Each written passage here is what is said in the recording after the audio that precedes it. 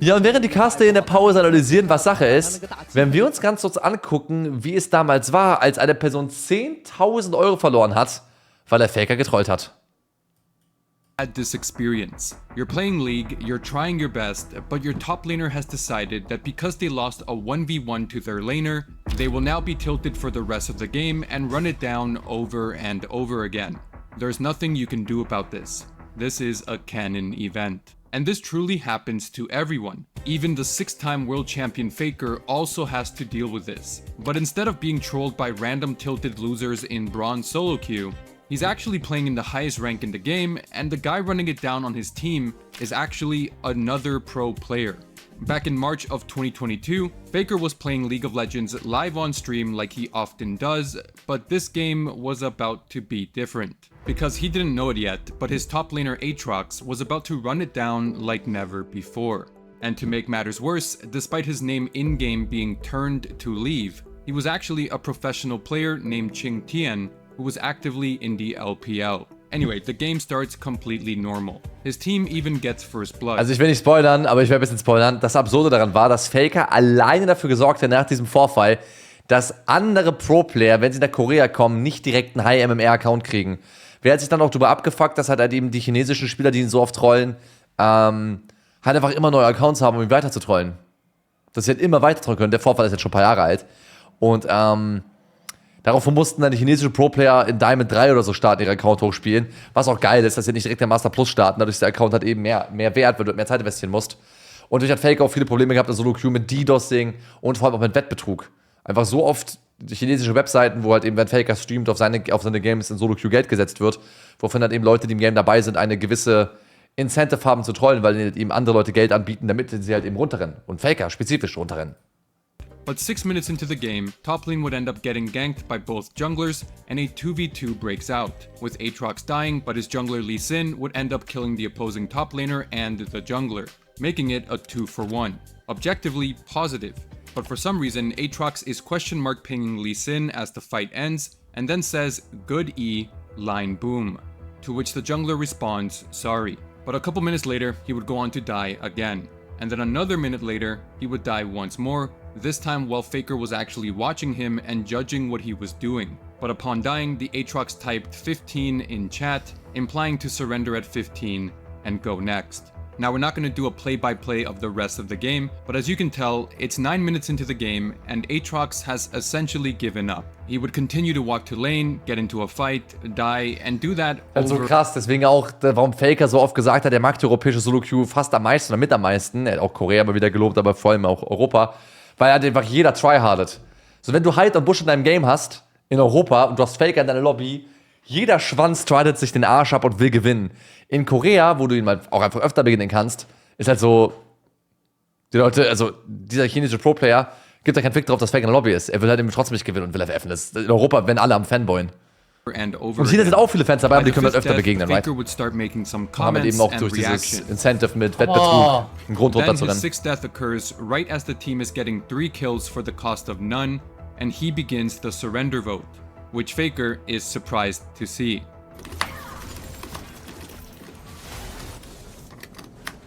이건 뭐야? 너지? 역시 범인은 아트록스.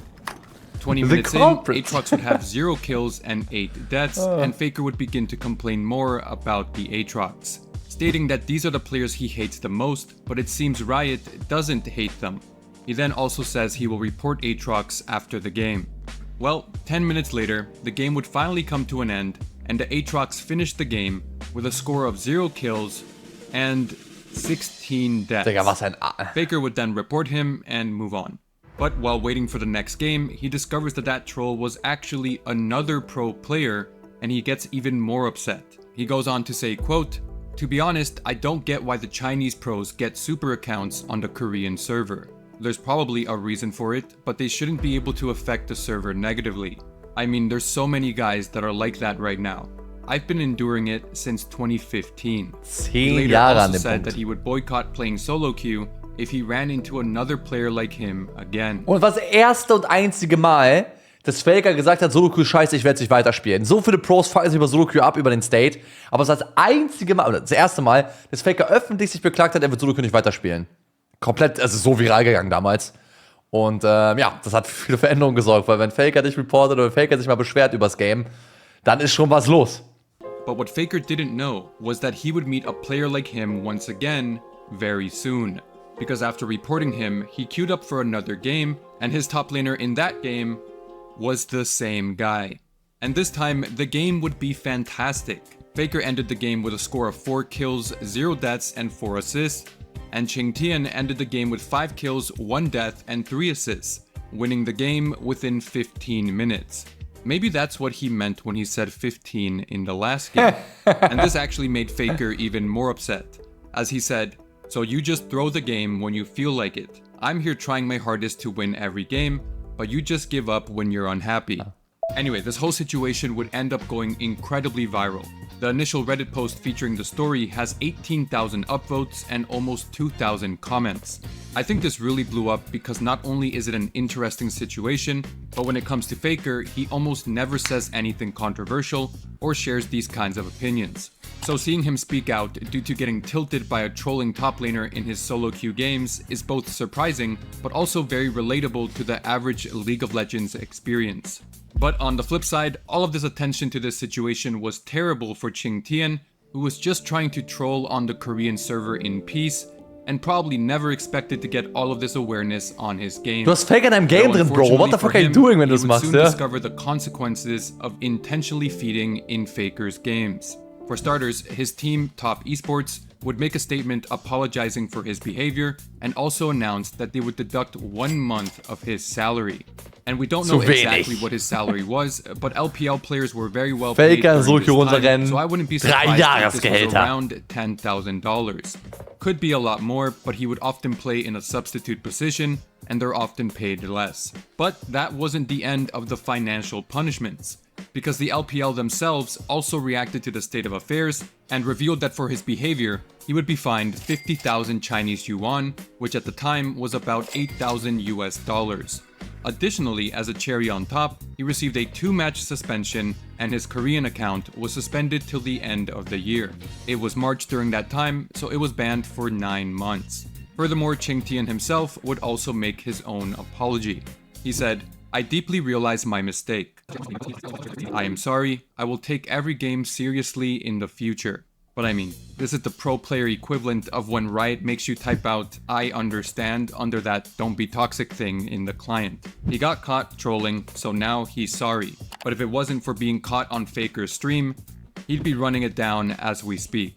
And by the way, das ist eine Assumption, ne? Kann gut sein, dass er einfach einen sehr schlechten Tag hatte, irgendwas passiert ist und dann. Es ist halt scheiße, dass du einen Super-Account hast, der MR geboostet ist und das halt oft passiert, weil es ja nicht der einzige ist, der zu dem Zeitpunkt damals war es halt deutlich nochmal mehr so mit mehr runterrennen, mehr Wettbetrug und so Shit. Aber ja, also hast du Fehler gemacht, am Ende kannst du halt nicht mehr sagen als meine Schuld, ich werde es besser machen. Wenn du es danach besser machst, ist ja fein. Du wirst halt bestraft, tankst die Strafe, machst es besser, okay. Although this makes it seem like the only way Riot cares about pro players trolling is if they're negatively affecting Faker's games, that's not entirely true. What is true is that they do get away with this behavior all the time. But if they get caught and exposed in one way or another, it gets brought to their teams and Riot's attention, and then they face consequences. Like when it comes to financial punishments, another LPL player, SOFM, was also fined a month of his salary in 2020 for his behavior in solo queue. His case is a bit different as he was actually caught just going AFK and abandoning games instead of intentionally feeding. In the game that got him in trouble, he's playing jungle, tells someone on his team to stop pinging him, he then sells all his items and leaves the game.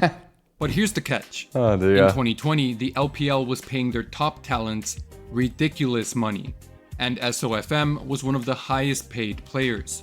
During this time, there were multiple reports and rumors for his annual salary, and they were all insane, with the lowest estimation being $1.4 million and the highest report was $2.8 million. So as long as his annual pay was around that ballpark, he genuinely lost about $200,000 for intentionally trolling in solo queue. For his benefit, there's a chance that they only take a portion of that, but still a ridiculous amount of money to lose over misbehaving in a video game.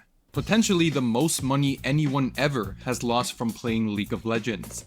So at least he gets some sort of record or something.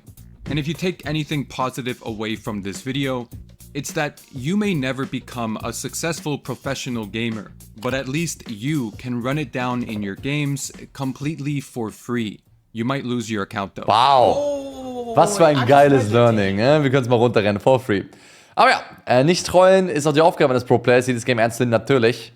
Und dieses Ding mit Accounts for free so schnell nach oben zu bekommen und dann trollen zu können, ist dann einfach dumm gewesen. Deswegen glaube ich schon weise von Riot insgesamt, dass sie das rausgenommen haben, nachdem Faker sich mal beschwert hat. Und auch crazy, dass Faker sich mal beschwert hat. Das kommt ja echt nicht oft vor.